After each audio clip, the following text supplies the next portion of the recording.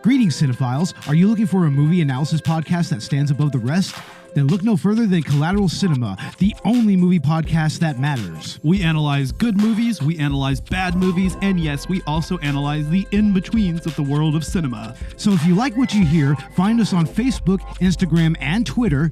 And listen to us on Apple Podcasts, Spotify, Google Podcasts, and wherever you get your podcasts. And yes, my friends, we are 420 friendly. So when you listen to us, smoke it if you've got it.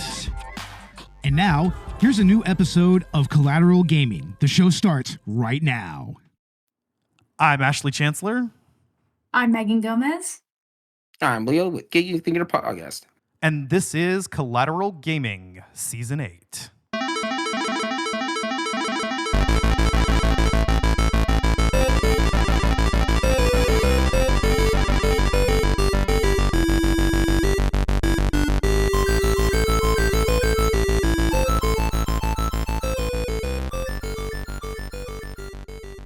Hello, everybody, and welcome back to Collateral Gaming.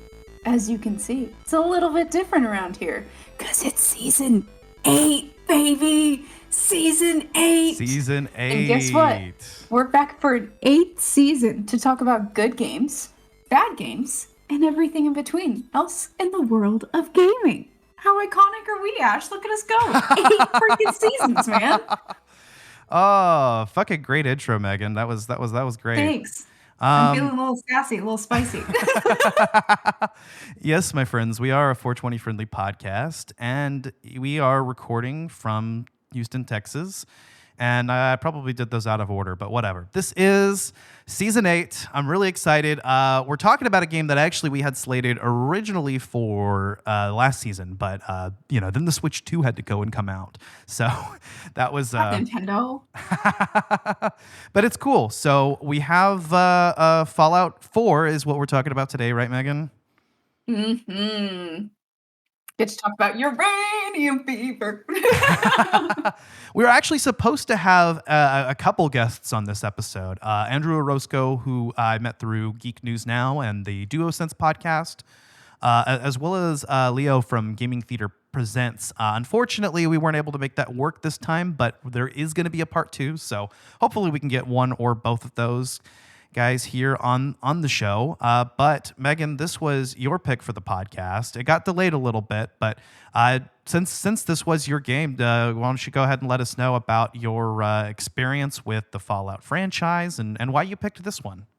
Yeah, for sure. I actually don't have, I'm going to get stabbed. I'm going to get burned at the stake since it's October. I had to mention that.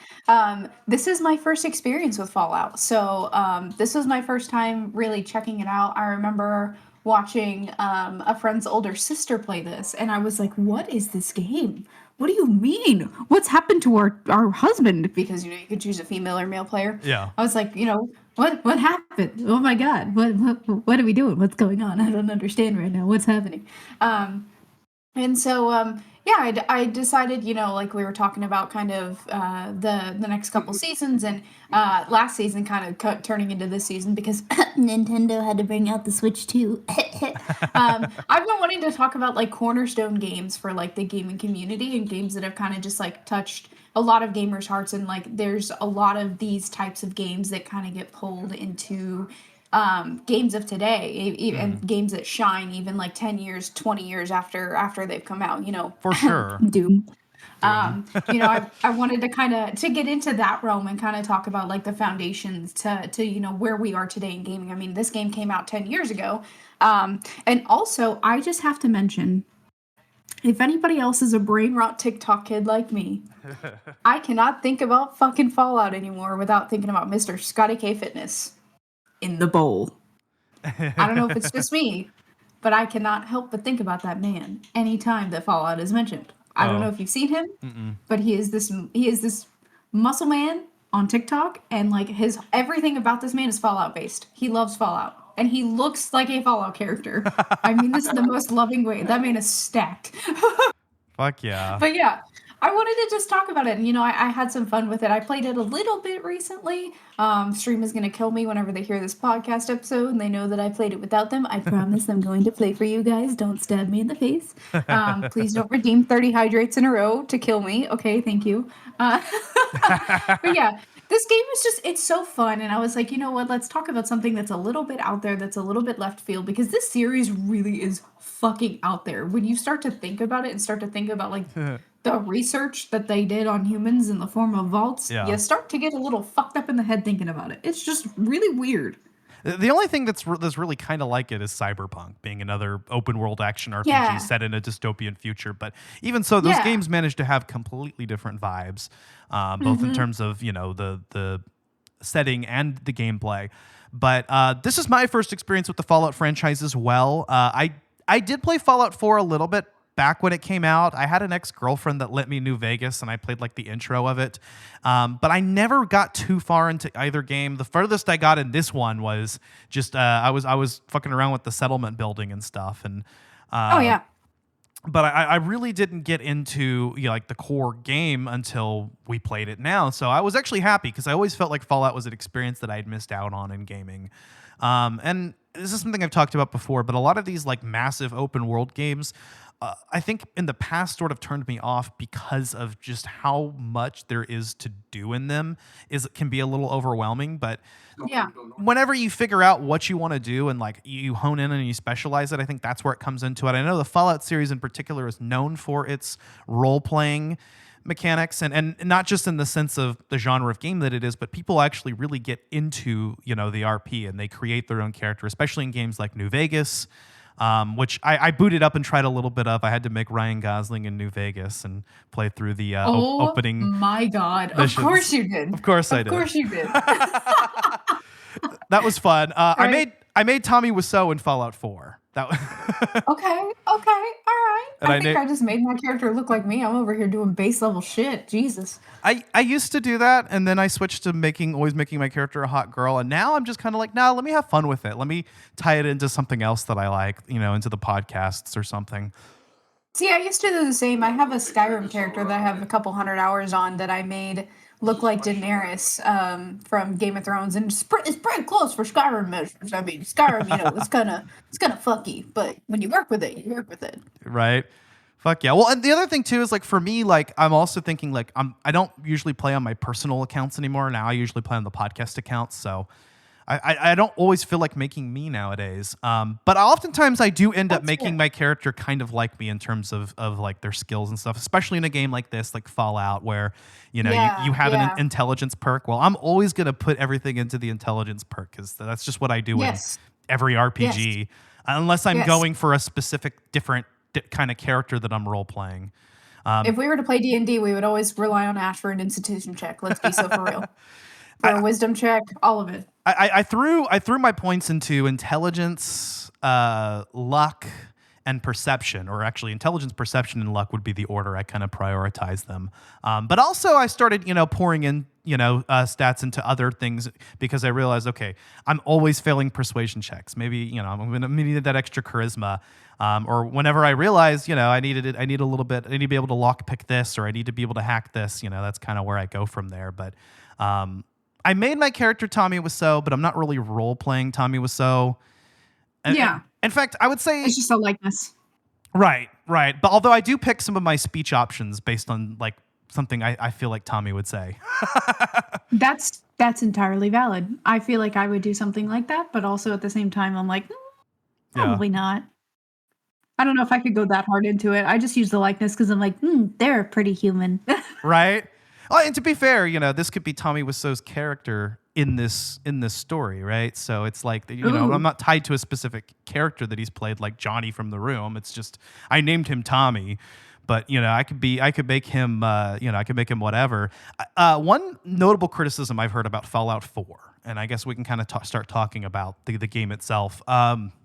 Is that it is significantly less of a role-playing experience than previous games, especially New Vegas.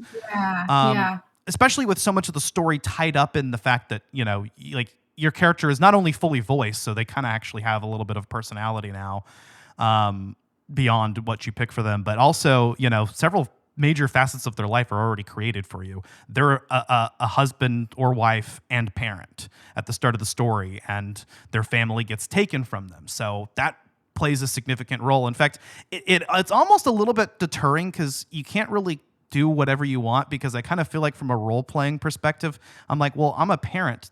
I'm going to want to beeline it and get to my kid as quickly as possible. I mean, nothing else would make sense. Right, and I kind of feel the same, and I feel like it unfortunately pushes you to get through the story a little bit quicker than maybe you would have wanted to, as far Yeah. as like the exploration aspect of this game, because it's like, as anybody that has, like a little bit of empathy, or not even necessarily that, but just like it tugs on your emotions so much that it's like you want to do the story, and like that's great. I love that drives the narrative, but like if you're creating an open world game, I'm not gonna do 30 fuck ass quests on the side. I'm gonna go get my man and get my baby. Like, Yeah. what do you mean? Especially like, like as a woman, if I'm thinking like, from that perspective, like if I birthed a child, I'm not going to abandon the child to go deal with freaking giant mech suits. Yeah. I'm gonna go get my kid. What do you mean? Yeah. And me as a parent personally too, Yeah. especially, and I know some people felt that the main storyline was a little weak and didn't resonate with it. But for me as a parent, I really felt like I actually could connect to that. And it was something that was cool. But for me, the main story, I guess, is just something I'm going to kind of finish and get out of the way first.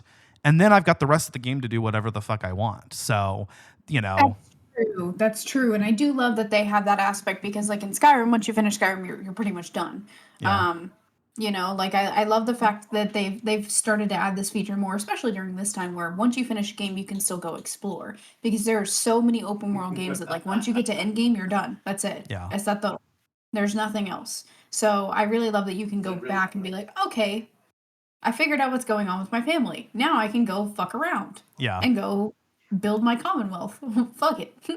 Right, exactly. So you're going to have time to do that. And the really cool thing too is that this time there's no level cap. You can just you can literally get all of the perks and become a perfect superhuman by the end. So I fuck with that. There's always something to do in Fallout, and if you run out of content, which I mean they're still updating.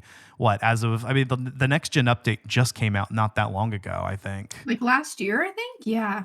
Not only that, but I mean you also have a whole collection of mods, and we'll talk about that later, Yes. because I think Yes. that deserves its own talking point. But I think what really is the appeal of these open world Bethesda games is the fact that they have such enriching side content and such a wide variety of side content available. I would say for an open world game, this map is pretty densely packed. It doesn't have as much of that issue that a lot of open world games have, where it feels very empty. There are stretches of that, but I think the map is just a reasonable enough size that there's plenty to do wherever you go. Absolutely. And I feel like that's one thing that Bethesda has always done so well, is add in those side quests that really do tug on your heart and just make you feel like they always have the best storytellers. And I think that's why I also keep coming back to Bethesda games. Yeah. Not only that aspect, but the way that they build the worlds and make them feel so real, and the way that they just emphasize on like the human aspect of so many things. Like, like there's people, out there that they made it through the nuclear blast, and they've been Earthside this whole time, or there's generations of people that are Earthside, and they're real people, and they really feed into that. Like someone's missing, someone needs help, and they Bethesda is so good at making those stories, and it's like, I don't know how y'all continue to do this game after game after game. It's just, you Right? keep doing it. It's crazy. Yeah. They must have somebody who's on like 5 antidepressants that's just running the shit and being like, let me make you cry about a fucking side character. Fuck you. So Like, something they have what? in common with CD Projekt Red. Ain't that the truth? Yeah, for sure. But and this game, from what I understand, is kind of a marriage of the traditional Fallout gameplay and Bethesda's approach to world design. So, it's kind of like, Skyrim meets Fallout in a sense. Yeah, kind of. I can see that, especially like some of the mechanics, some of the, even with like the VAT system, even some of that aspect, and like the way that it uses like the slow time. I can see a lot of the Bethesda touch in this game, but I feel like it's in a good way. But also I can see some of the unique aspects that create like a Fallout game. I mean, this is my only experience. I know that I think in Fallout 76 they're gonna have Walter Goggins' character. Yes, I saw that. Joel. And I did boot up and play a little bit of Fallout 76. My sister got it for me for Christmas one year, and I still haven't played it. So I was like, well, we're talking about Fallout, so and I'll definitely boot it back up again before we do part 2. Just because, I mean, that's the game that they're continuing to add content to, and who knows when we'll see Fallout 5. Let's get Elder Scrolls 6 first, right? I was going to say, the Elder Scrolls still only has a fucking title screen. That's all we've received. We've been fed a crumb. We are starving. Right. So they're like, here's Oblivion. I'm like, thanks, but where's ES6? Hello? Well, clearly that was something to hold us over. I mean, that was kind of the idea. And I expect that we might see a Fallout remake soon. I mean, a lot of people are clamoring for Fallout New Vegas. I know that's the fan favorite. Yeah, that's true. Fallout 3 also kind of seems very, very likely since, they did Oblivion. So yeah, exactly. But yeah, Fallout 4 came out. This would have been after Skyrim, right? This was 2014. This is 2015. 2015. But to tie back into your fact, I was just about to say the fact that they've done Oblivion, I feel like kind of opens the doors for a lot of franchise favorites because of how everybody freaked the fuck out over Oblivion. I feel like a lot of these games that have been sitting in the vault, it's like, I know this is such a weird comparison, and please hear me out. I feel like getting games remade of this stature, of this level, for us gamers is like the Swifties waiting for vault tracks. Please tell me that you understand that reference. I have a lot of Swifties in my life, and I feel like I'm about to get called the fuck out for this, but I feel like us waiting for remakes of these big-ass games is like Swifties waiting for the Reputation vault tracks. Unfortunately, I don't know that I do get the reference. I found it funny still, but yeah, so I guess Taylor Swift, like, she re-recorded all of her albums. You know, she bought all of her masters back. And there's like, she re-recorded all of her albums, and she re-recorded one called Reputation that came out in, like, I don't know, I think around the same time as Fallout, actually. And that, like, everyone was clowning over this thing to be released, and it just hasn't been. She's like, sorry guys, I'm not going to release that. So I feel like we're going to get that aspect with at least one game. But the way that the Swifties clown over Reputation TV is how I clown over some of my games being remade. I'm going to be so for real right now. Like, can we get a Skyrim remaster in the time we wait for Elder Scrolls 6? Thanks, homies. Can you drop it into Unreal Engine 5? Love you, besties. Like, please. I don't know. I don't know that we need another Skyrim port or remaster. That game is just eternally gets recycled. I was like, we finally got Oblivion. How about that? I mean, that's true. You're right, dog. But I just love Skyrim. Then you have games like Fallout, I think, which is good because I don't think they've even really had to re-release it. They've just, continued to update it and, providing like that big next-gen update. I mean, that's the same way that Witcher 3 operated, and I really respect that, rather than just, continuing to try to make more money by re-releasing a game, just make it work on the current hardware and take advantage of it. And I will say, I think this game has come a long way. Yeah. I've heard that at launch, the game, while it was mostly a pretty solid experience in terms of frame rate, there were areas of the game where it definitely chugged, like in Boston, and even the textures would get swapped out for lower res textures. So both the graphics and the performance were suffering in some of the chunkier parts of the game, to the point that there were mods that are actually recommended just to assist with performance issues in the game, like literally just mods that don't even really add any content but just take out some objects and things just to make the game run a little bit better and fuck with the lighting or whatever. So but I will say that playing this game on Xbox Series X in 2025, I had a very solid experience. I didn't really notice any areas of the game that were particularly hard on the performance. I felt like, most areas of the game I was getting 60 frames. It felt very, very smooth. I haven't really had any issues. I did want to fuck around with the mod scene a little bit just to optimize the game to its full potential. I wasn't even going to fuck with content or anything. I was just like, let me just do like the recommended stuff, like the performance enhancers and let me add the script extender, which makes it to where instead of having 4 short little options that don't actually tell you what you're going to say, they give you like the full dialogue options, like older Fallout games. And I wanted to do things like that, but apparently, for one, most of those mods still don't work with the current next gen update, and there's still some compatibility issues with that.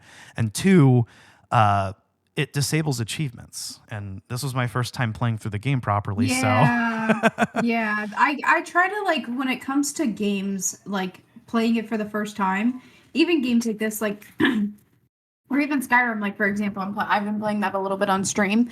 I like to play the first playthrough completely vanilla, and I don't know if that's just me. I don't know if that's just a me thing, but I like doing that instead of like just going at it full balls to the wall and downloading all mods, because it's like I don't get the original experience. But I have been wanting to like look into modding for different games, and I would look into modding this for sure.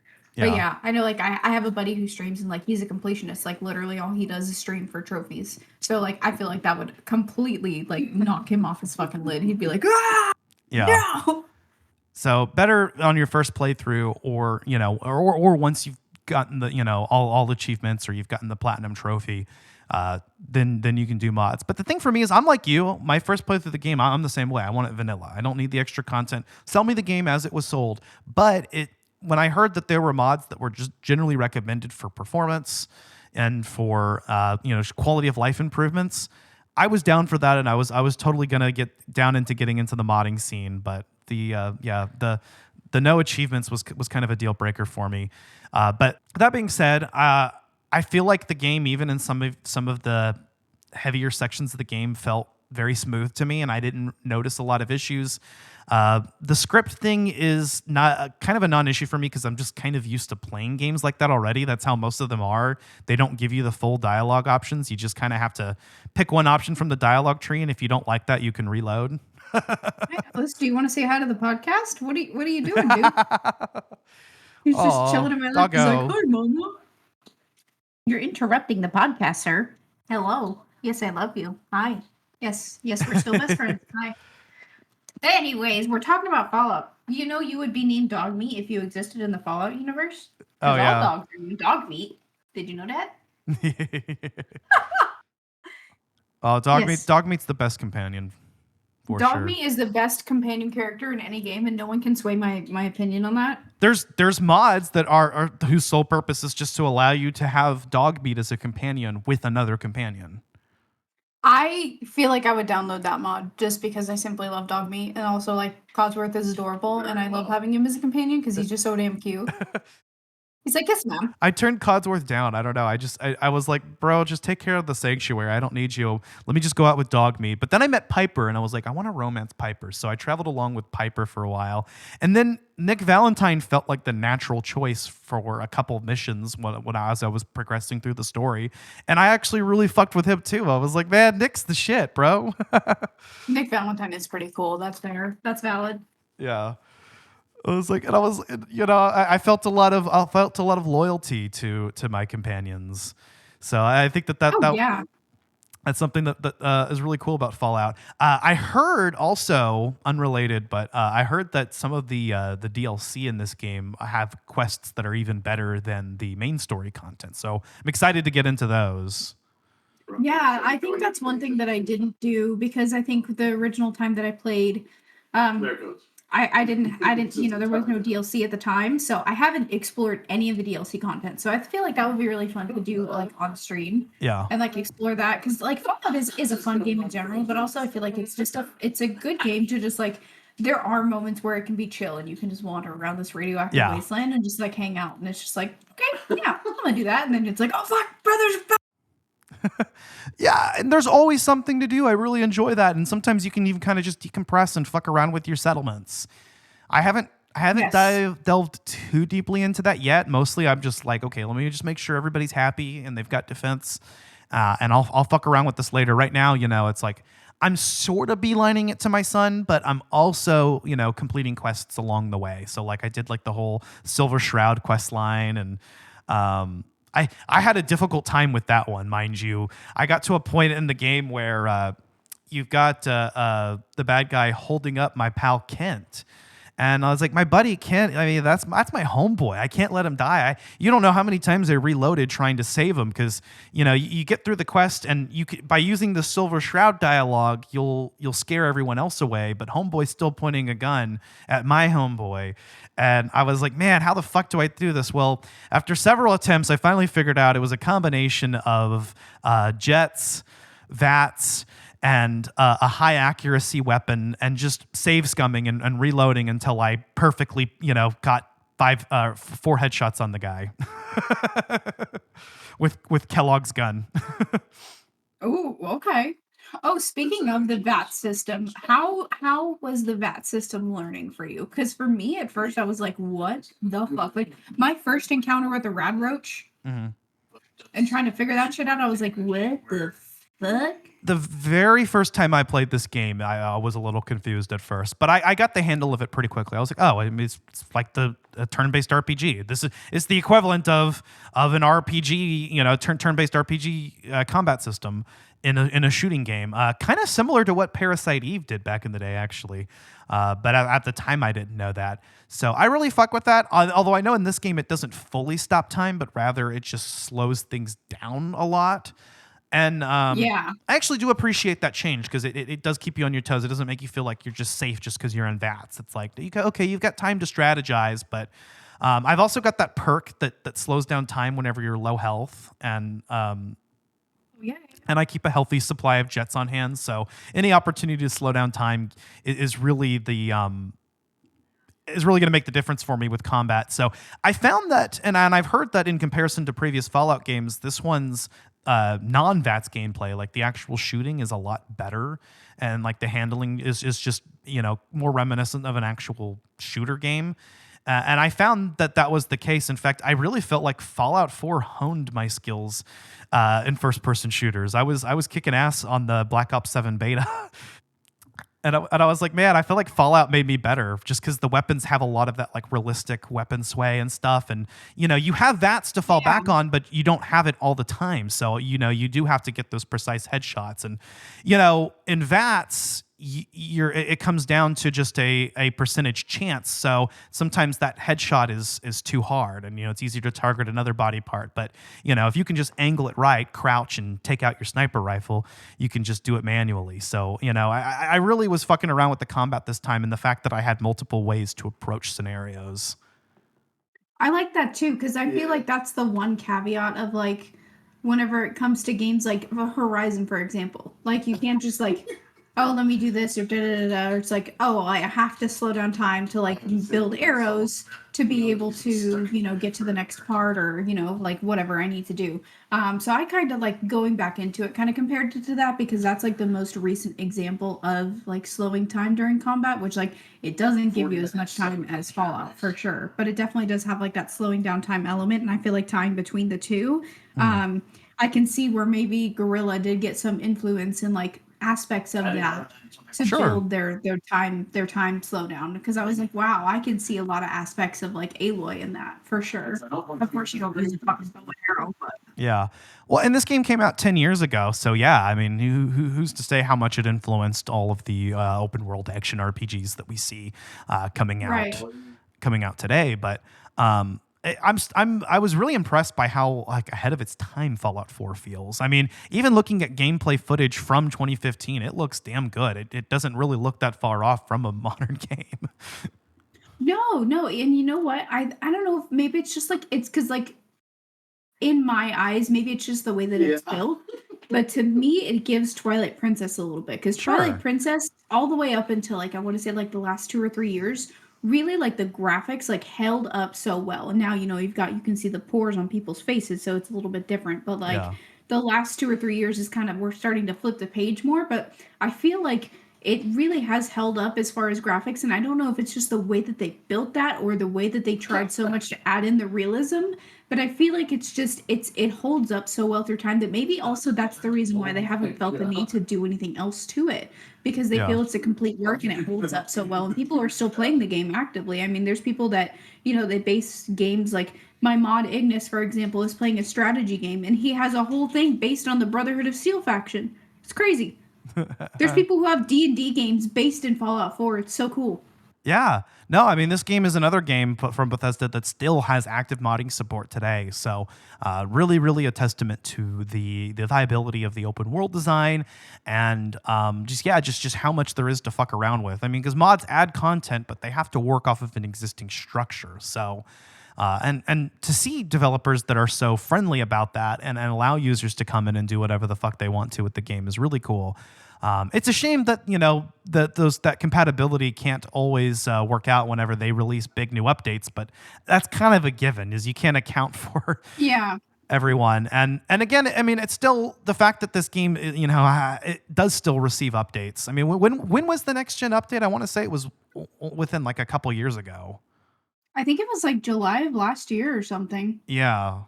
I don't think it was that long ago. I mean, I can look and see because I'm on the I'm on the it was April of last year.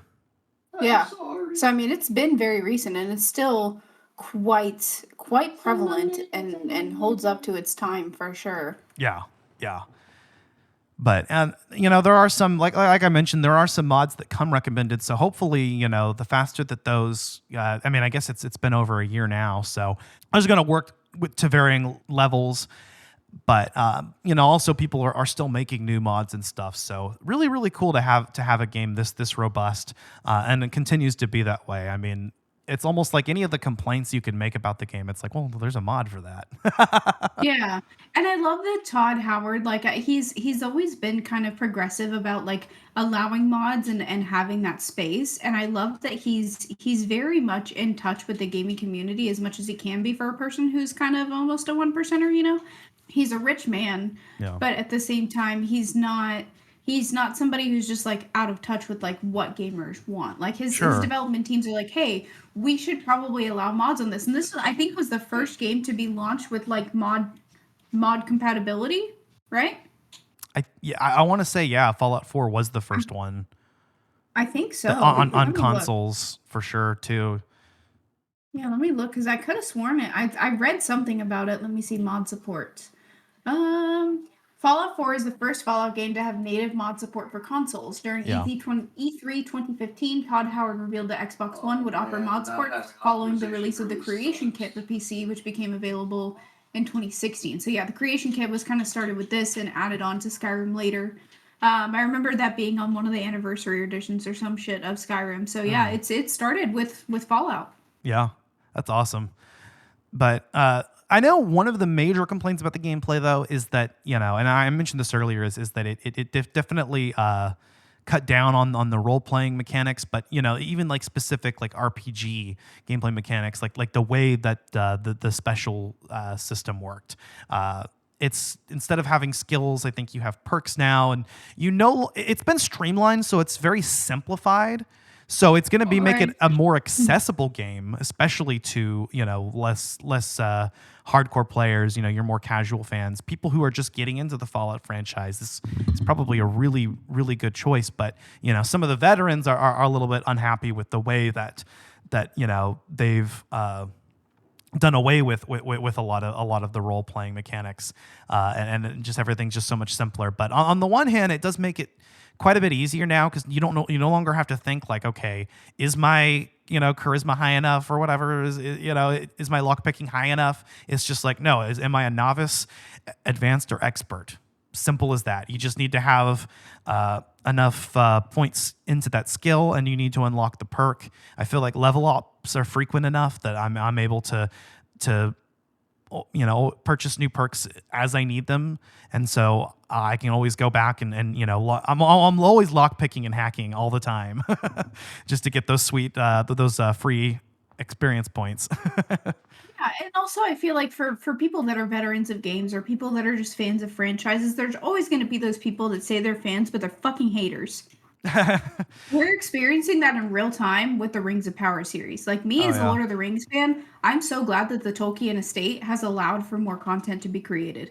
War of the Rohirrim, like that's great. I'm loving that we're having more content. I'm just happy to have something else in general to consume from that franchise. Or how about the Silent Hill fandom, which seems to want to hate every new game that comes out and is just determined to hate it, only for it to actually be good. That happened with Silent Hill 2 Remake and Silent Hill F, and I was just like, are you guys so miserable that you want the game to be bad? Right. Like don't get me wrong. I feel like, there's things where it's like, hey, that's not cool or whatever, or they're completely ripping things from the franchise. The Witcher season 4. But like at the same time, if you love a franchise, then you're gonna sink your teeth into it. You should want it to.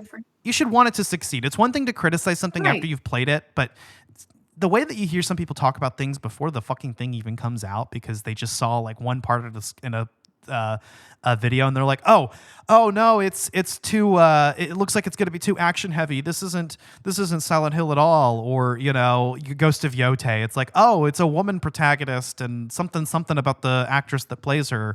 And something about a dev who actually got fired for that, so I don't know why they're bitching about it. Therefore, the game is woke, and I'm not going to play it. And I'm like, man, I don't give a fuck about your contrived politics.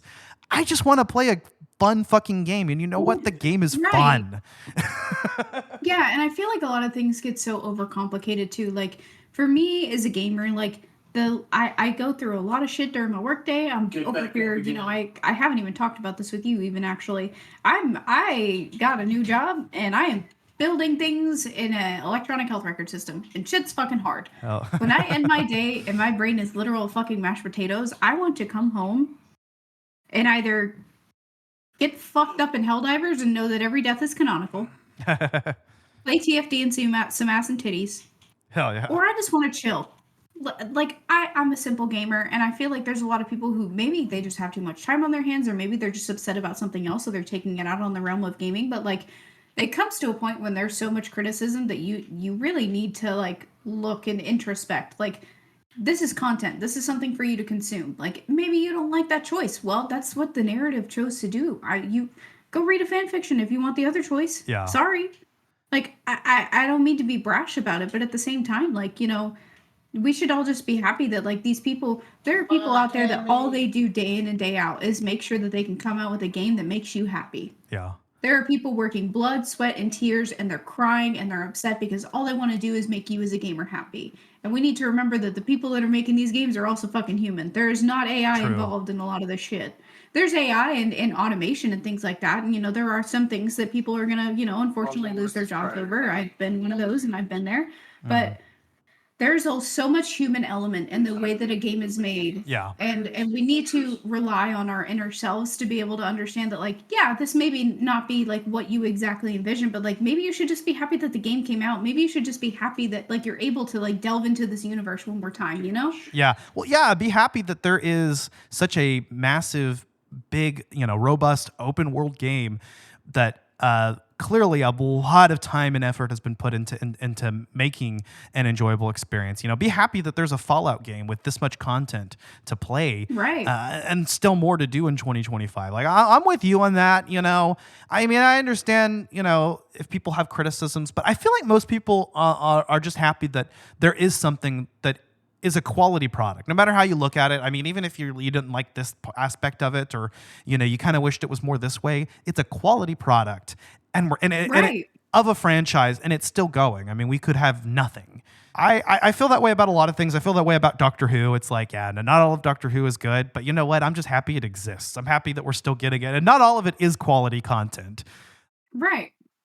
Sometimes there's a flop era, and we get past the flop era. It's okay. But Fallout 4 is still a high quality product. I don't think anybody can really argue with that, or if they do, they're stupid. And here's the thing is that there's give and take. Okay, so yeah, the role playing mechanics have been streamlined and simplified a little bit, which makes the game more accessible to new players, but may turn off some older ones. But in exchange, the gunplay has improved quite a bit more, and combat is so much more viable outside of VATS than it used to be. Yeah, and also like not even just that. There's also different modes. Like if you really want to be like go hard, go hung veteran player, there's a survival mode where you only can save when you go EP. So play that mode. I've heard of the survival mode, and it not only is quite a bit harder, but adds several mechanics. Like you have to keep your thirst up, and you have to keep your hunger up, and things like that. That's really cool. I actually would appreciate playing something like that once I've finished a playthrough. It's kind of like the lethal mode in Ghost of Tsushima. It's like, I really like ultra realistic game modes where that's the difficulty setting, is just making it like real life. So it's something that you're probably not going to try in your first playthrough, but it is really, really awesome and fun to do. And I've heard a lot of people say that everybody should give the survival mode in Fallout 4 a shot. Okay. I mean, people say the same about Skyrim, so that's just Bethesda being like, how can we be extra cruel? Yeah. Which, like, pop off, Bethesda. I get it. No, it's cool. Yeah. You hate us. You love us. We know. It's a love-hate relationship. And see, they knew that there was going to be a long time before we got another Fallout game. So that's why they add so much content. And it's why it takes them so long to do it. But at the end of the day, you're glad that all the time and effort was spent on it, because here we have a game that we're still talking about 10 years later that's still relevant to the industry. Yes.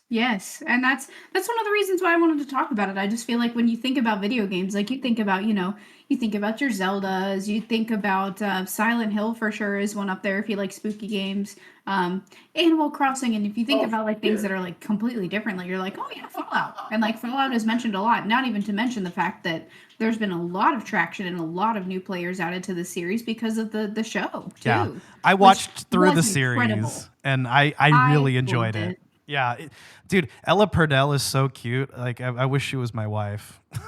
Ella Purnell is incredible in the role, and she's so pretty, and she's so naturally fucking funny. Yeah. Oh man. And Walton Goggins, fucking amazing. And they're adding him to Fallout 76. So. Yes, he's incredible. I feel like they did so good. And also, oh my God, what's her father's name? I'm blanking on his name, and he's such a well-known actor too. I feel terrible. Oh my goodness. He did such a good job at like being able to show like the two like being like two-sided and the way his like Kyle real MacLachlan.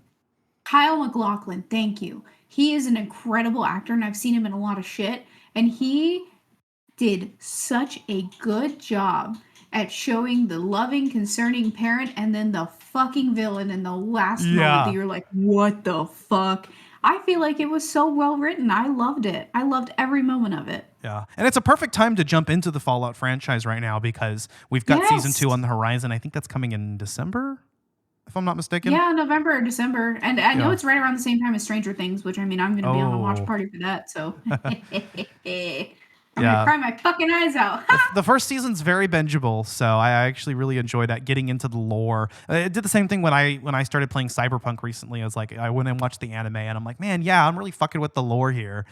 And just getting into this, and Fallout, there's so much to go off of. It's like you have the TV series, you've got all the various games, but Fallout 4 in particular is a very, very good choice, I think, for getting into the franchise. I'm glad you chose this one in particular, because I do feel like it's probably the most accessible game to newcomers that is still a core Fallout game. I mean, you've got 76, but obviously that's going to be a very different experience. And I know that game got a lot of heat for not being what people expected at all. Yeah, because I think also a lot of people, because the gaming community, I feel like a lot of people, especially our generation in specific, because we started asking for PlayStations and Xboxes, whenever we started to become teenagers. So our first experiences with this are going to be games like Fallout 4, Skyrim, and stuff like that. So it's really, and it's kind of changed the narrative of what games are supposed to look like and how it's become the way that it has for the last 10 years. So like, I feel like it really did kind of do such a good job in pulling in new gamers, and like it obviously was a lot of people's introduction to the franchise. And I feel like it's a great way to do it again with the TV show, because the game holds up over time. So it's like, man, what? And this is on Game Pass, by the way. I didn't even have to pay for it. It's on Game Pass. So I did end up purchasing all of the DLC so that because I was wanting to fuck around with the mods and some of them required it, but and it was all relatively cheap. So yeah, to get everything that Fallout 4 has to offer, you can get for a very low price if you're on Xbox or PC. I would like to see this game added to Switch too. I think this would be a great game to add to the collection. Yeah, right up there with Red Dead 2. Yeah, I feel like this would port really well. This would be a fun one to like, build on and like work on your Commonwealth while you're on like a 2-3 hour flight or something. Just customize your little city there. Yeah. I mean, it's also likely that they might add Fallout 76 or whenever they do the inevitable Fallout remake or remaster. I guess, because we got Oblivion remastered. But yeah, a lot of people think that we might get like Fallout 3 or Fallout New Vegas. I'm here for it. Yeah, I think you know what? If I'm thinking about it honestly, because of the way that they ended the season with Fallout, a lot of things, when they're making these game and movie adaptations, they start to work on that content, and they started walking towards New Vegas. So if anything, it's gonna be New Vegas. Yeah. I feel like they may make an announcement like whenever the show comes out, just to like tie everything together. Or they might do a surprise drop like they did with Oblivion, because they did that, and they just random one fucking Tuesday. Drop that shit. It'll probably be like a surprise drop. Yeah, I'd be willing to bet on it. And Fallout New Vegas seems like a very good choice for them to do. And I would 100% play the fuck out of it and remake my Ryan Gosling character in higher definition. So maybe he actually completely looks like him. I kind of was starting to play him as like a cross between his character in Drive and Blade Runner. Okay, fair enough. I would do if it were to come out as New Vegas, I would do Ella Parnell's character for sure. Fuck yeah, that would be cool. Okie dokie. Okie dokie. I mean, even if it doesn't work timeline wise, who cares, right? We're just having fun. No, she's just adorable. I love her. I know, me too. God, that's my future ex-wife, the mother of my kids you're talking about. What do you mean, bro? That's my wife. I'd Ella her Purnell. I'd Lucy her McLean. Bro, I'd fall out over her. Liquid death almost came up my nose. No, but for real. And I was actually watching that, and I was noticing several references specifically to Fallout 4. I feel like I was like, that terminal looks exactly like the one in Fallout 4. Like even like down to the UI and everything. I was like, and I even heard what I believe is the Fallout 4 theme play during one of the episodes, and I was like, okay, yeah. Yeah. So yeah, see, each episode they tied a little bit of each one in, and you can kind of hear it if you listen to it. It's so good. It's so good. If I played more of the games, I'd probably be able to notice some of the other references, but I did pick out in some of the Fallout 4 ones because I, was playing the game concurrently.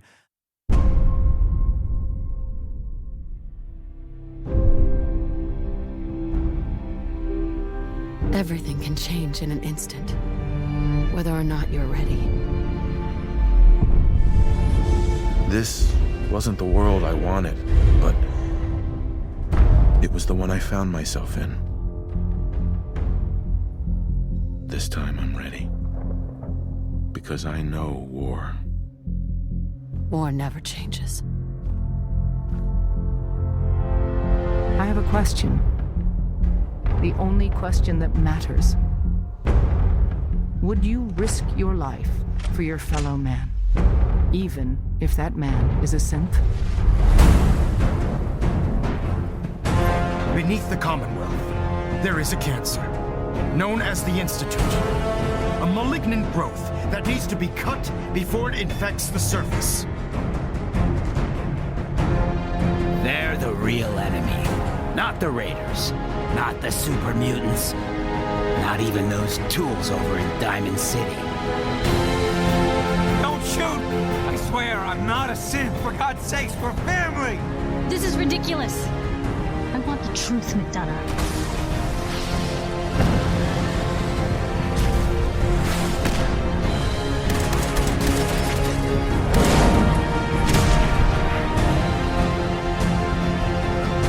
Protect the people at a minute's notice. And decide our own future. We're a man out of time. But all's not lost. This campaign will be costly. But in the end, we will be saving humankind from its worst enemy, itself. So where is it, huh? This institute. How do I get there?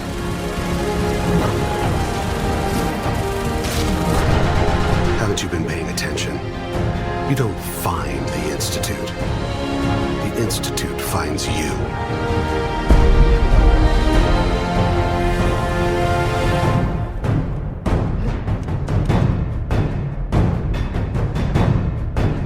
Let's go, boy.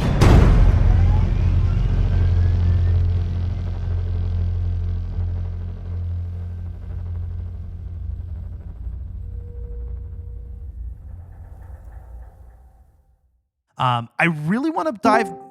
I really want to put more time into this game. Oh, hello. Hello. Sorry, I'm running late, but I am here now. Well, You're good. No worries, man. we started already, but you know what? What the hell? Join on in, man. I'll edit this together. Oh, man. I'll fix it in post. I'll fix it in post. So Megan, this is Leo. Hi. Hi. Leo, this is my co-host Megan. Leo is a member of Gaming Theater Presents. I've been on a couple of their episodes, repping both Collateral gaming and cinema. And I'm really happy you actually did make it for part of the episode, man. Yeah. Yay. Yeah, when I got your message, like, oh, okay, it's 6 o'clock. Well, 6 o'clock Central Time, 7 o'clock my time. I got plenty of time for this one. Oh, no, that's 6 o'clock now. I'm wrong. It's all good, like man. All right. Well, since it's your first time on the show, this episode is going to be completely out of order. But you know what? I'm here for it. I don't give a fuck. Fine. It's our season premiere. We're making things a little bit spicy. Yeah. Since this is your first time on the show, man, why don't you go ahead and tell our listeners about Gaming Theater Presents, what you're about, and where we can find you. Hi, my name is Leo. I'm also known as the Geek Scorpio, and I am the host of Gaming Theater Podcast, but I'm also run our YouTube channel, Gaming Theater Presents. We tend to do different videos, and our podcast is about different aspects of storytelling and storytelling and game design that we do that we talk about that. And it can be something as esoteric as what currency is and has to deal with different video games, or something as the profound, or just things that we talk about from different locations, different history, and we explore different topics of history, mythology, and various other things for it. It's a really good show. It's we've been working on it for about 4 years. Yeah, this is season 4. We're on our 4th year now on that, and we're pumping out episodes, going strong with this.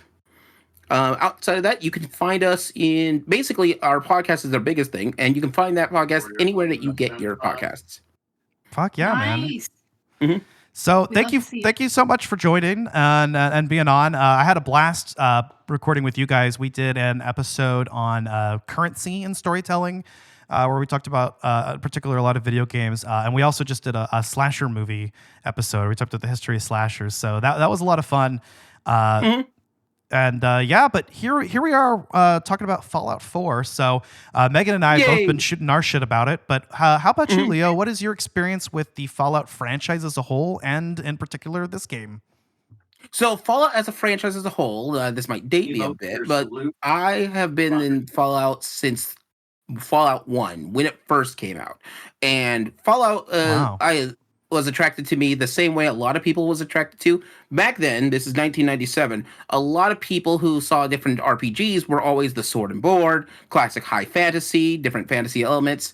But in 97, gaming history-wise, we start kind of turning away from that. You'll see that in Final Fantasy 7 when it starts becoming industrial and more about post-industrialism. But for Fallout, we're talking about something that's a post-apocalyptic, and there's not a lot of post-apocalyptic based RPGs that were out at the time. And I'm like sitting there, okay, let's do this. Little Leo over here wants to give this a shot. What is that going to be? So I've been following the Fallout series since the beginning, and personally, I have owned every Fallout game. And I mean, every Fallout video game that's in existence, even the knockoff ones, or as we've once called it, the Temu version of Fallout. Not the Timu call out. Timu. But each Fallout game is kind of interesting because, and this is one of the reasons I like it, for similarly because I'm a history buff, but also, there's only a handful of games that have sequels to themselves that actually mark exactly when the time frame it is. So Fallout 4 is interesting because that is closest to the end of that is past the events of Fallout 1 and the events of Fallout 2. Mm-hmm. And the events of Fallout 76, but that's a weird one when they do it that way. Because chronologically speaking, 76 comes first and Fallout 4 is the last one. Yeah, and I think the TV series is after Fallout 4, right? The TV series takes place, I believe, something like 10 to 20 years after 4. Yeah. So they acknowledged it in the TV series specifically because that makes it so that way everything that happened before Fallout 4, it's still what they have as canon for what was going on with her and some big important things that happened on this. So with Fallout 4, though, specifically, I got into it because, oddly enough, I had a hard time getting into Fallout 3 and New Vegas. But that was because I personally had a hard time getting into Skyrim. No hate on that. Like, I understand how great of a game it is, and I understand its appeal, and I think it's an amazing game. Just did not click with me. Got into there. Those are fighting words for Megan. Yeah, no, I'm Skyrim's biggest fan. I love Skyrim, and I love Bethesda too. Like, I love so many of the games that they've done. So. She's Todd Howard's biggest fan. I am not Todd Howard's biggest fan. So there's a funny thing about that because there is a weird in-world game sort of thing for when Bethesda takes over, and it's away from the original developers, which was Interplay and Black Isle. So it has to deal with the vaults. The vault system is designed so the vaults have lower numbers, so the ones closest to 1 through 50 are on the west coast of the United States, where all the higher numbers, so 101, 101, 118, and all the ones that with those, I think Fallout 4's is 111. 111? Yeah, so it's 111. Anything with those higher end numbers take place on the East Coast, so that lets you kind of figure out where your Fallout vaults are. I didn't know that. Oh, okay. Well, see, okay. I'm a newbie to this franchise. Actually, this was really my first time really diving deep into the franchise. I played Fallout 4 a little bit when it came out. I had an ex-girlfriend that lent me New Vegas, and I played the intro of that. But I never really... I was like you, the way you talked about some other games like Skyrim, where it didn't grab me. I appreciated the quality of it, and I felt the same way about Skyrim too, by the way. But for me, and I mentioned this earlier on the episode, but open world games that are this massive are very overwhelming to me. And so I didn't really gain appreciation for them until now. But I think what's really cool about a game like this is just how densely packed the world is, how much lore there is to discover. And, the perfect, the benefit of open world games is that, if you're having a difficult time with one particular quest, there's always something else you can do. Right. And you can even even if you feel like you're not completely experienced enough to be in a narrative area that you're in, you can be like, go back out of this. I'm gonna just go do some side quests and go fuck some shit up, and then I'll be back. And I'll be back again. Let's just do this. I'm super glad that we have someone like you on this episode now, who actually has more experience with all of the games. So I'm really stoked to hear more of your experience with this. Yeah, no, it's a fun time, and what's funny is that each Fallout game has its own little, how do I want to say it? Its own little cultures that are designed with that. So for example, Fallout New Vegas, which is again West Coast because it's because we're dealing with the Mojave Desert and such. Yeah, it takes a lot of its storyline elements are from what happened from after Fallout 2, but a lot of the developing team for that also worked on Fallout 2 back in the Interplay days. It's weird because Interplay technically has always been owned by Bethesda, but that gets into esoteric things. But the point being is Interplay back in the 90s was a big RPG team. We would know that kind of like Square before it became Square Enix. That's all RPGs. That's what they're known for. Yeah. And then the whole thing sort of falls apart, and they sell the rights of Fallout to Bethesda. Now, when they do that, Bethesda's big thing is Skyrim. And so you kind of bump into this thing where they all have their own culture of how their world works. So, for example, in Fallout 3, a big thing is the Brotherhood of Steel there is not like the Brotherhood of Steel in any of the other games, because most of the time, Brotherhood of Steel, they're not great people. They're just not. I didn't get that impression of them from watching the TV series. I was like, yeah, this is very cultish. Kind of. And that's sort of how the Brotherhood of Steel work in general. Yeah. They respect technology, but they also think nobody else should be allowed to have it. That's the short, brief end of the of it. And so you get into weird debates on it. It's a big one in New Vegas because there's this area in there where and this is a real place, by the way. In the Mojave Desert, there is a large solar farm. And it uses a solar reflecting system for it. Now, the thing is that they were always in development for it, but it was in the 90s, but it looks super cool, so they added it into the game. However, this would give another source of power, of electricity, to that side of the world in the Mojave Desert. But that's the theme. Power is the theme of that whole game. And that's sort of in this case, for Fallout 4, their biggest thing is that they sort of how people present themselves for it. I want to say it, kind of like just your moral compass is sort of weirdly a weird take for that one, because you have things such as the Green City, which is the remnants of Shea Stadium. I think it's Shea Stadium in Boston. Why can't I not remember that one? It was interesting for me to see all the various landmarks in Boston that I'm assuming are all real world landmarks. I thought that was cool. Yeah. A lot of them are real world landmarks. Not all of them. Again, you just play with what they have. Like, I'm going to level with you. The city of Lexington is not that small. I didn't think so.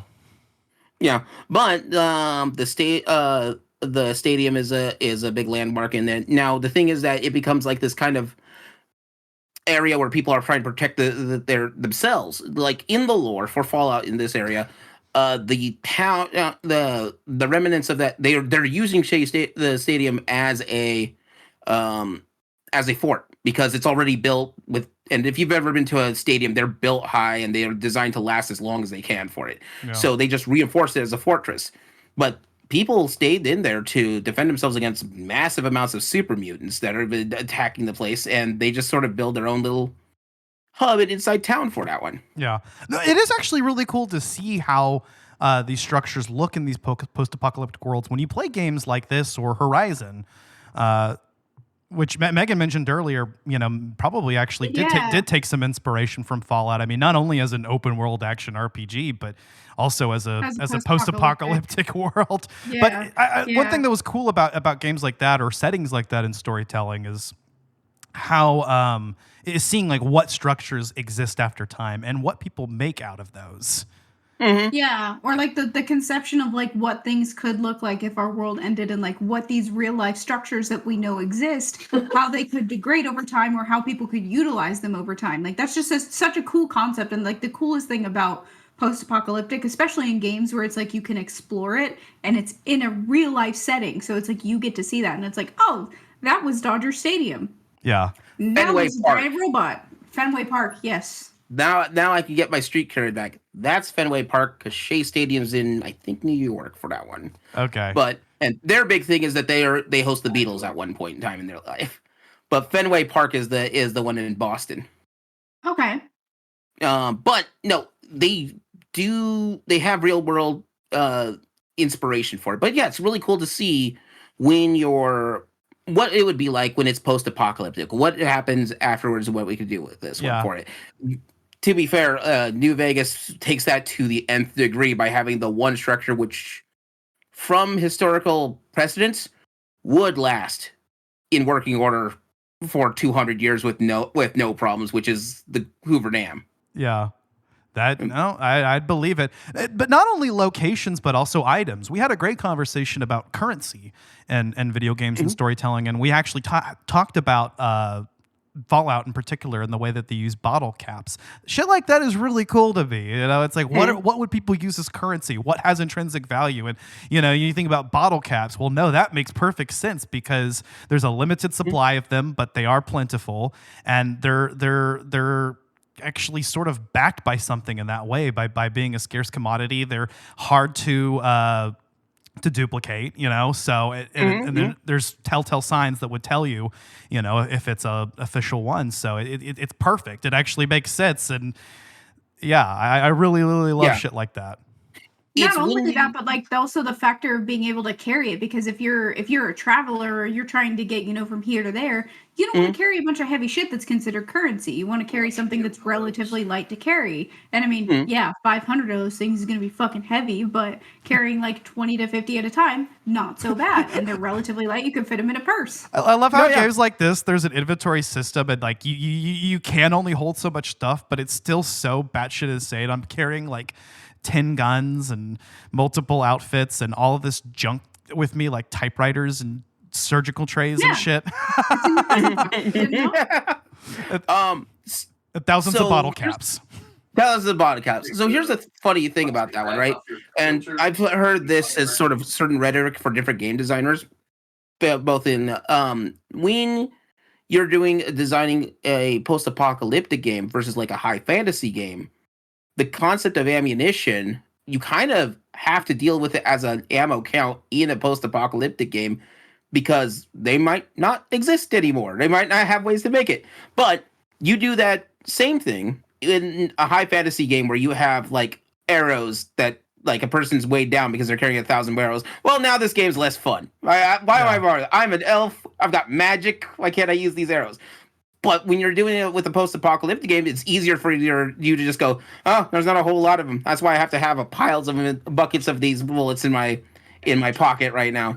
Yeah. Yeah. But when it comes to Fallout 4, that was if I'm recommending one of the Fallouts for anybody, Fallout 4 is probably the easiest to get into. That's what I said. The style is very familiar. Yeah, we said the same thing. It's the most accessible, and though it does streamline and simplify a lot of the role-playing mechanics, I think that does make it easier for newcomers. It also has more in common with modern shooters, with a more competent gun handling system than previous entries.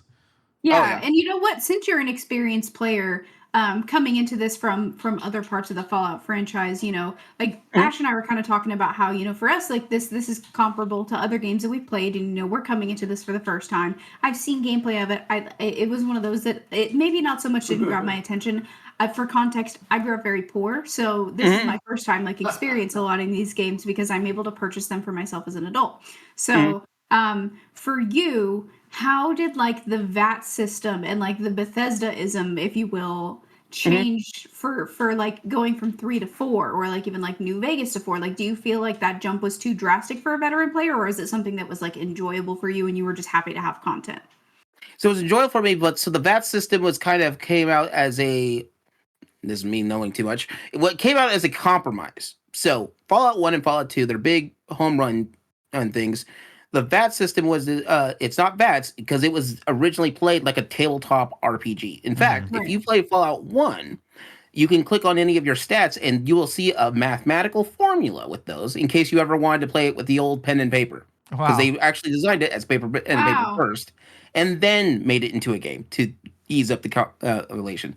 Side note, back then, and this is something that they did, which I think was genius, is they made luck a stat in there. So, and this has to deal with calculations, but math-wise, that way I can calculate what luck is, so now I have something that will actually make things feel, especially back in the 90s, it was like the closest we had to feeling like a regular TTRPG, like a regular tabletop, until, like the closest thing we have in modern day is Baldur's Gate 3. Yeah. Right. But back then, no, it was Fallout was one of the big ones. So to do that, they because they wanted to, they knew that they were going to, Bethesda knew that we wanted to move to a shooter because their inspiration Skyrim. Then that made the big old bucks for it. But they didn't want to alienate the older players for base who were all about the old school tabletop side for it. So they made VATS there as a way of playing in real time and turn-based at the same time. Yeah. Okay. And so what that did was auto-calculate your stuff for it. And so your skill, like, for example, your skill in small arms, if you're just doing it as a first-person shooter, it's however you're clicking your button for it. But that takes your stats to adjust for that one. Yeah. And I like how Fallout 4 marries those very well, better than previous entries did, I would say, because the gun handling is actually fairly competent. So, you can come to a situation and you can rely on your percentage chance with VATS, or you can manually aim and get that headshot yourself if you feel, confident enough. Yeah. I mean, that is really cool to find out that that's kind of how that came about. If you're wondering how much of a fan of Fallout I am, let me see if I can move my camera up a bit. There is a crocheted version of the Brotherhood steel symbol. Okay. Hell yeah! I got some street cred. I got some street cred. For real, man. But yeah, so Fallout 4 was there was one thing in Fallout 4 I actually appreciated more, and this is just me just loving like risk roguelikes and such. Yeah. So there is a thing in Fallout 4 that they added in because of how much people loved it in New Vegas, which was I think it's called the realism system. Essentially, you can get hungry, you can get thirsty. If you rest inside a building, you can only save by sleeping and resting in the building. Survival mode, Survival mode, thank you. Yeah. Like, it's called survival mode. Or you could just, which is the hardest mode, or you can put it on just hard mode if you don't want to bother with that. But the higher your difficulty, sometimes you get special enemies that'll come up that are going to fight you with a higher, which are tougher to deal with. And as a reward, that's how you get your super rare rarer weapons and customizable weapons. The legendary enemies. I've come across a few of those, and it's usually worth it. I mean, it's a tough battle, but I mean, if you've got enough ammunition and powerful weaponry, you can really get some sweet items from them. And I think that the combat in this game is also made approachable by the gun customization system and armor customization system options. Right. Oh, and it is so.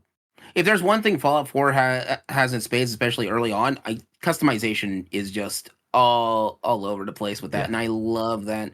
That's the Bethesda-ism for sure. What's funny is that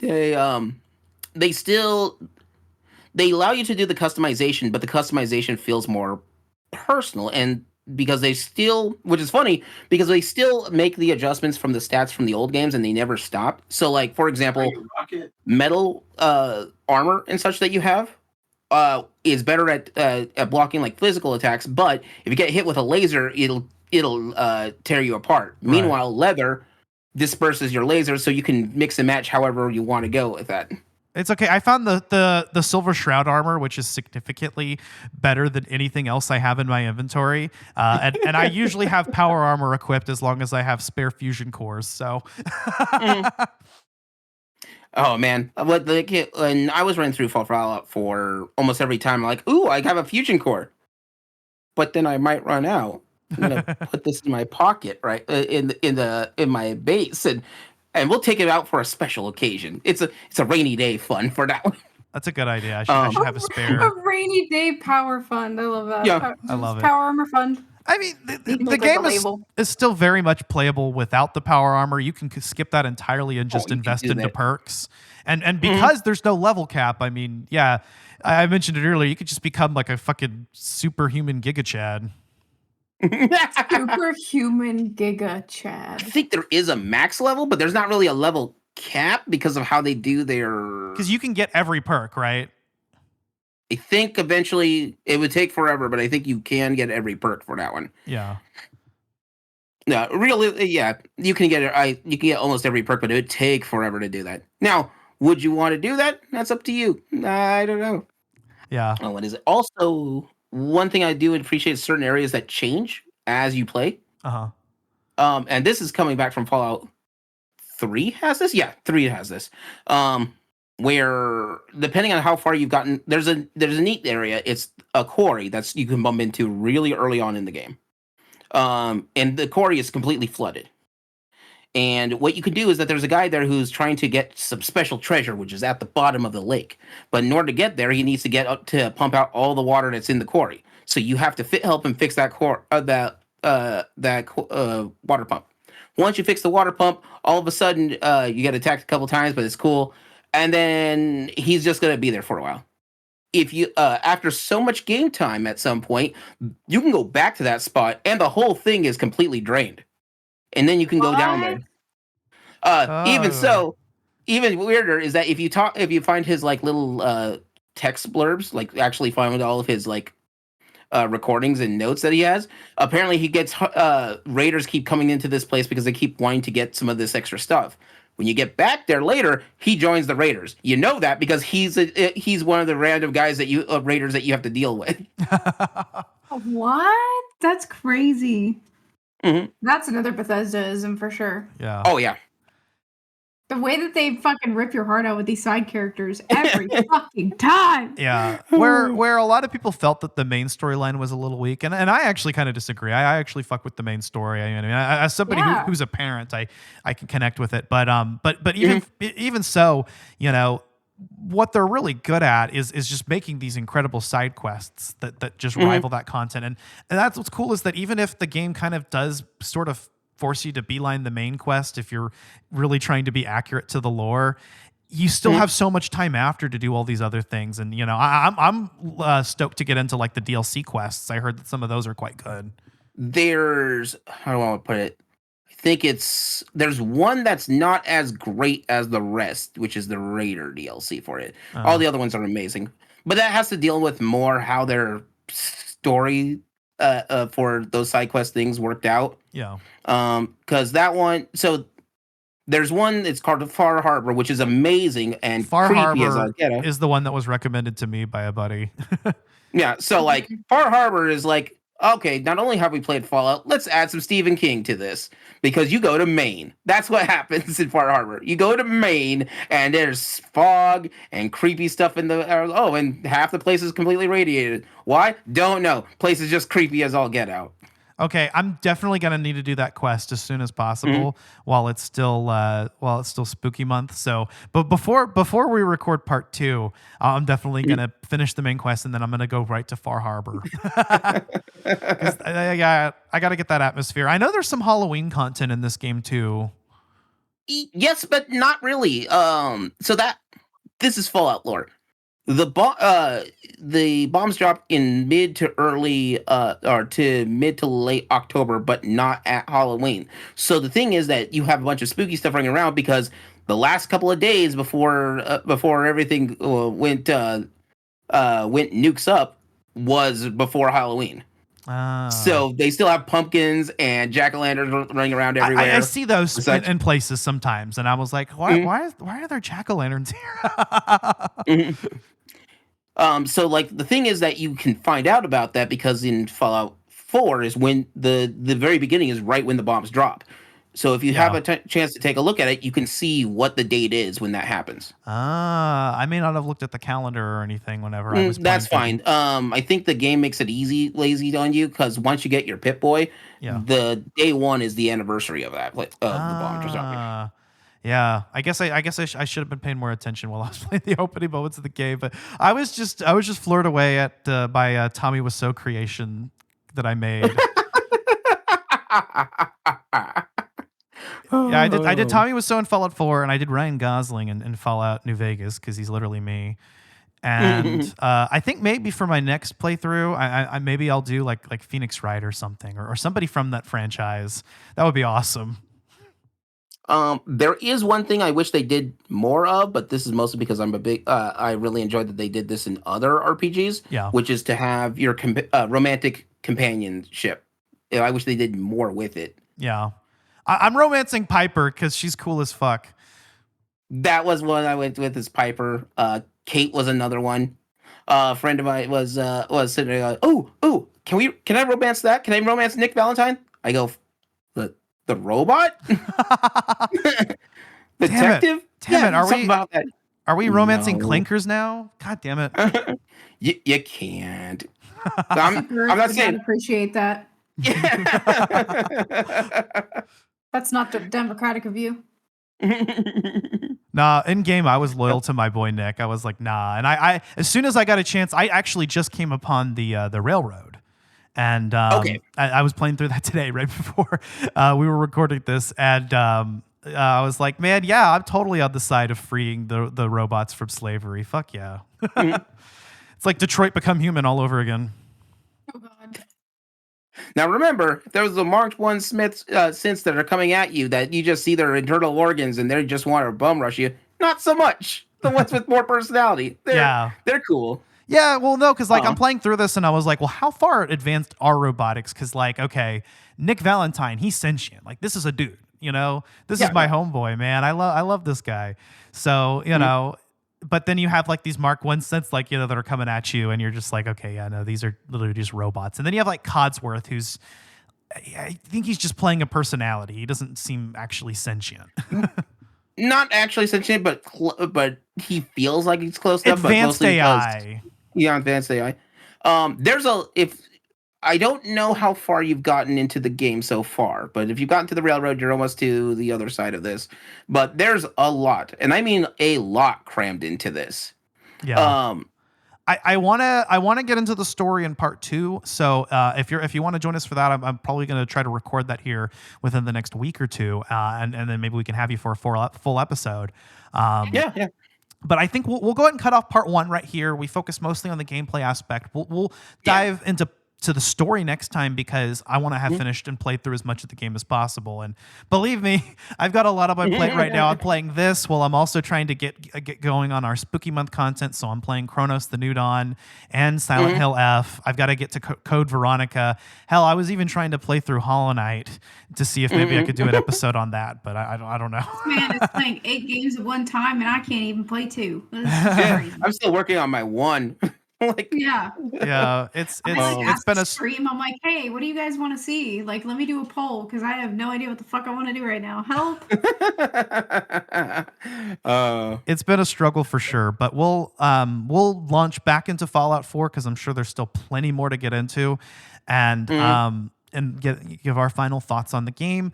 But as for now, Leo, what have you got coming up on Gaming Theater Presents? So in Gaming Theater Presents, we've got a couple of different episodes that are coming up after the Spooky Month. It'll be November, and we'll be promoting a lot of different charities for different people who work with GTP, and get some of those and send those out. And that's sort of our bigger thing. And then we're going to, outside of that, we've got a couple of different story-based elements recordings that I've been really eager to do. One, ironically, worth mentioning that's tied into Fallout is about lost tech that gets lost and how that affects into a storyline. And on that, and we have not only the examples of real world examples because that's how we have, but also bigger ones that are in fiction for it. Like lost tech is a whole thing. That's what the Brotherhood of Steel want is all that tech. Yeah, that's really cool. Fuck yeah. Alrighty, and Megan, what have you got coming up on your stream? On stream, I've been playing the First Ascendant. We just had an update for it. There's swords now. They have good swords. So I've been playing that. I'm trying to get back into a lot of things. Trying to get back into that, and then I've got a couple other things that I'm working with. If you haven't already joined my Discord, there is a Discord. We yak, we talk, we share recipes, we hang out. My mod is awesome. Shout out to Ignis because I know he's going to listen to this episode. I love you, Ignis. My mod is the shit. Yeah, I'm playing a lot of things, doing a lot of shit. I'm just hanging out, man. That's just how it is. It's just a chill stream. I'm just a chill guy. Just a chill guy. Fuck yeah. Hells yeah. Well, as for Collateral Gaming, I mentioned a lot of this already, but yeah, stay tuned for part 2 of our Fallout 4 episode. If I can get around to Hollow Knight, I'd like to do an episode on that, or maybe a double feature on Hollow Knight and Silksong as a Collateral Gaming bonus round episode. But my priority is to get going after this on Halloween content, or Spooky Month content, I should say. So Kronos the New Dawn and Silent Hill F are going to be 2 game launch reviews we're doing, spoiler free. Those will be our numbered episodes for October. And then our Halloween special is going to be Resident Evil Code Veronica.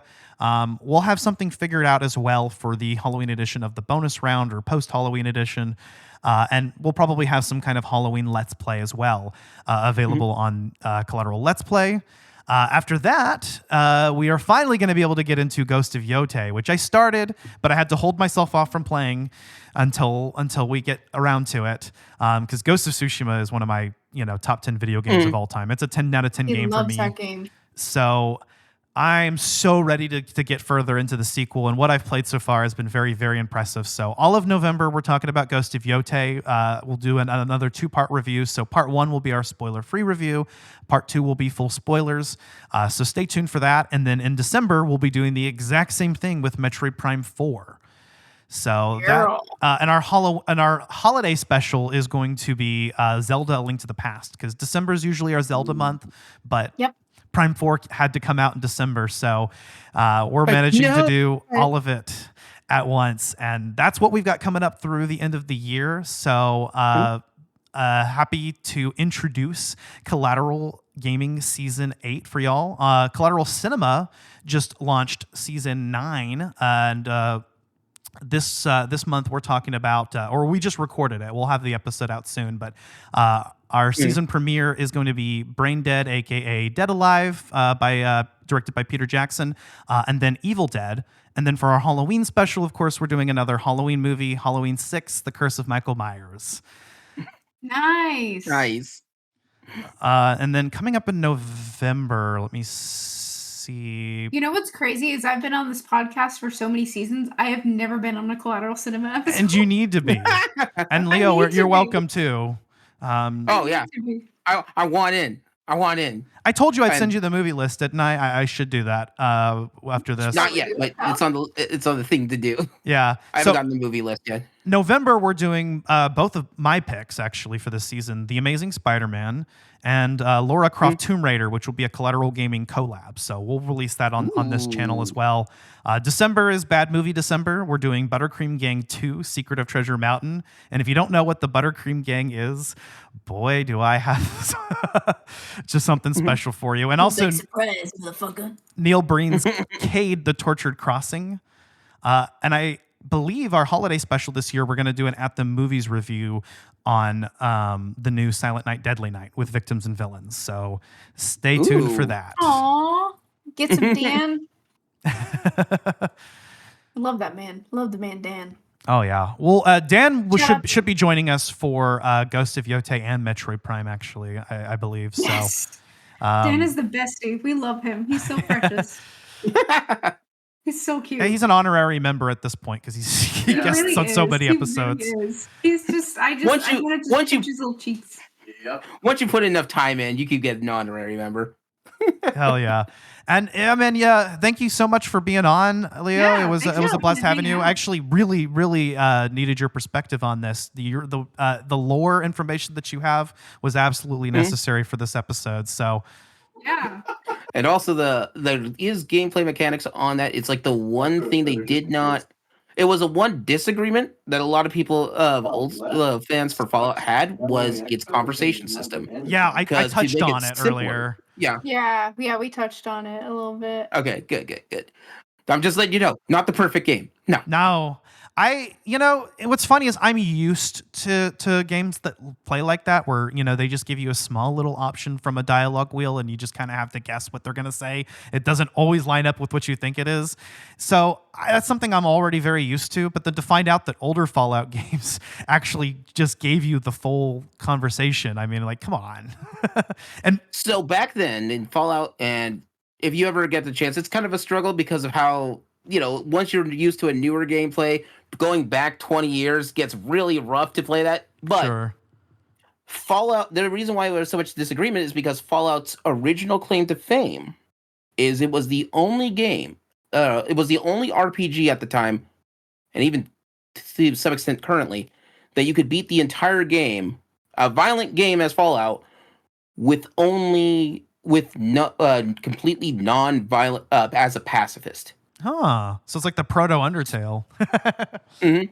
So this is lore-wise, in Fallout 1, if you did everything just right, and this is actually the speed run, you can beat Fallout 1 without having made a single shot on or attack on anybody. Oh. And that's you have to do something special, and I don't want to know if I want to do the spoiler for that because it's a big kind of reveal, because I had to do that because I screwed up and I was really badly hurt by the time I got to the end of the game. Like, how about I just, how do we talk your way out of this?